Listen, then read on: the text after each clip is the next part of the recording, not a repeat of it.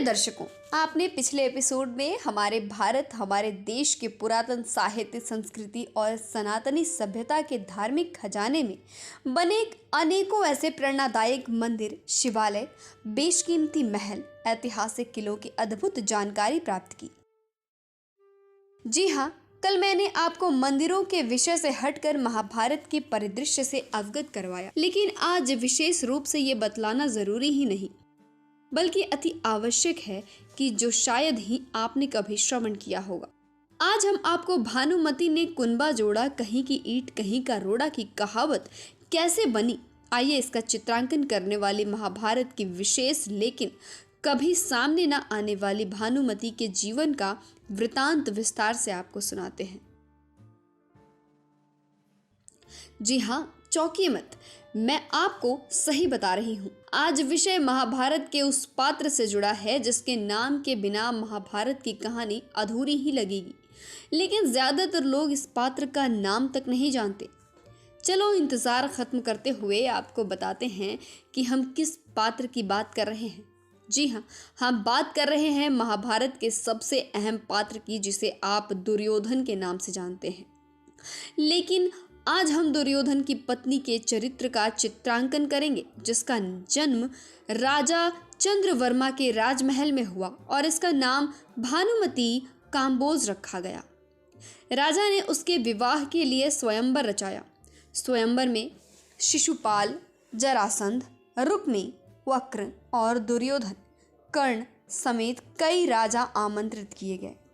जब भानुमति हाथ में वरमाला लेकर अपनी दासियों और अंगरक्षकों के साथ दरबार में आई तो दुर्योधन की उसे देखते ही बाछें खिल उठी। ध्यान रहे कि भानुमति दुर्योधन के सामने आकर रुकी और रुककर आगे बढ़ने लगी तो ये बात दुर्योधन से सहन नहीं हुई और वो भानुमति की तरफ लपका और उसका हाथ पकड़कर वरमाला जबरदस्ती अपने गले में डलवा ली। अन्य राजाओं के विरोध पर दुर्योधन ने सब योद्धाओं को कर्ण से युद्ध करने की चुनौती दे डाली और कर्ण ने एक एक करके सबको परास्त कर दिया, लेकिन जरासंध से बहुत ही घमासान युद्ध हुआ जो कि 21 दिन तक चला, जिसमें कर्ण जीत गया और जरासंध ने कर्ण को मालिनी का राज्य दे दिया।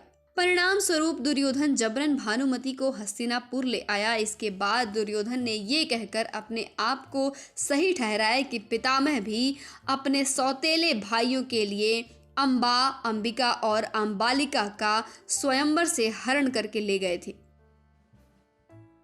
यह तर्क भानुमति को भी समझ में आ गया और उसने दुर्योधन से विवाह कर लिया। भानुमति की 2 संतानें हुई, पुत्र लक्ष्मण और पुत्री लक्ष्मणा। महाभारत में लक्ष्मण अभिमन्यु के हाथों मारा गया और पुत्री लक्ष्मणा का विवाह कृष्ण और जामवंती के पुत्र सांब से हुआ, जिस कारण ये ऊपर कही गई कहावत सच हुई और बनी।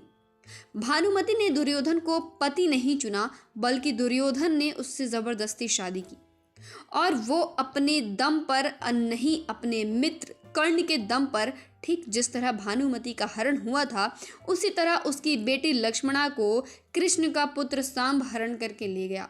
इस तरह की स्मृतियों के कारण ये कहावत पूरी होती है। लेकिन याद रहे, दुर्योधन जितना भानुमति से प्यार करता था उससे भी कहीं ज्यादा भानुमति पर विश्वास करता था। कहा जाता है कि एक बार भानुमति और कर्ण शतरंज खेल रहे थे। भानुमति हार रही थी तो कर्ण खुश था। इतने में दुर्योधन की वहां आने की आहट हुई तो भानुमति सहसा खेल छोड़ के उठ खड़ी हुई और कर्ण को लगा कि वह हार के डर से भाग रही हैं, इसलिए उसने उसका आंचल झपट लिया। अचानक हुई इस हरकत में भानुमति का आंचल फट गया, जिससे दुपट्टे के सारे मोती वहीं बिखर गए। अब तक कर्ण को भी दुर्योधन आता दिखाई दे गया और वे दोनों शर्म से पानी पानी हो गए। उन्हें डर सता रहा था कि दुर्योधन क्या समझेगा। दुर्योधन ज्यों ही कक्ष में आया तो दोनों उससे आंख नहीं मिला पा रहे थे। तब दुर्योधन ने हंसते हुए कहा कि इन मोतियों को यूं ही बिखरे रहने दोगे या फिर मैं तुम्हारी मोती समेटने में मदद करूं। ये बात दुर्योधन के चरित्र में 4 चांद लगाती है। वह अपने परम मित्र कर्ण और पत्नी पर किस हद तक विश्वास करता था। भानुमति बेहद कोमल, अंगों वाले, सुंदर, आकर्षक और प्रखर बुद्धि और शरीर से ताकतवर महिला थी। उसके ताकतवर होने का सबूत गांधारी ने सती पर्व में बताया है कि भानुमति दुर्योधन से कुश्ती लड़ते हुए खेल खेल में दुर्योधन को कई बार हरा देती थी। लेकिन जब महाभारत के युद्ध में दुर्योधन और उसके पुत्र की मृत्यु हो गई तो भानुमति को गहरा धक्का लगा। इस तरह की सनातनी सांस्कृतिक और धार्मिक विशेषता भरी गाथाओं को आप आने वाले कड़ियों में जरूर देखते रहें और हमारे चैनल को सब्सक्राइब करके अपना सनातन और धार्मिक ज्ञानवर्धन करते रहें। अब वक्त है आपसे विदा लेने का और आज का विषय यही पूर्ण होता है। आगे की अनसुनी गाथा का विस्तार से रसपान करने के लिए आप प्रतीक्षा कीजिए हमारे अगले एपिसोड की और सनातन के संकल्प को निभाने के लिए देखते रहें आपका अपना चैनल एन दर्शन।